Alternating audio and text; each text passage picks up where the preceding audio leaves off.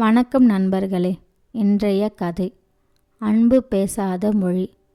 ஒரு அமைதியான சின்ன ஊர். அந்த ஊரில் வாழ்ந்தவன்தான் அருண். அவன் அதிகம் பேச மாட்டான். ஆனால் அவன் மனசுக்குள் அன்பு மௌனமாய் நிறைஞ்சு இருக்கும். அதே ஊரில் வாழ்ந்தவள் மீனா. சிரிப்பு முகம், அன்பான பேச்சு. அவளை பார்த்தா மனசு லேசாகும் அருணுக்கு. மீனாவை ரொம்ப பிடிக்கும். ஆனால் அந்த காதலை வார்த்தையாய் சொல்ல அவனுக்கு தைரியம் இல்லை.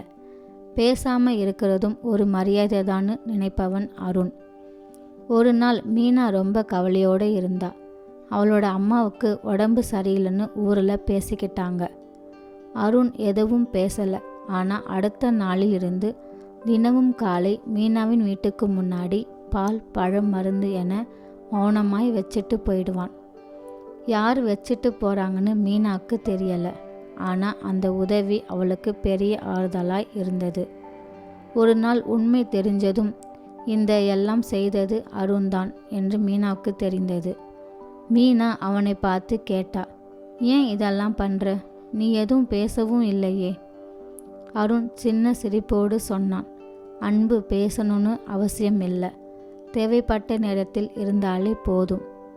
இந்த வார்த்தைகள் இல்லாத வார்த்தைகள் மீனாவின் கண்களில் தண்ணீராய் வந்தது.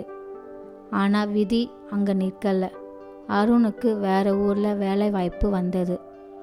போகிறதுக்கு முன்னாடி மீனா சொன்னான், நீ பேசாத அன்புதான் என் வாழ்க்கை முழுக்க பேசும்.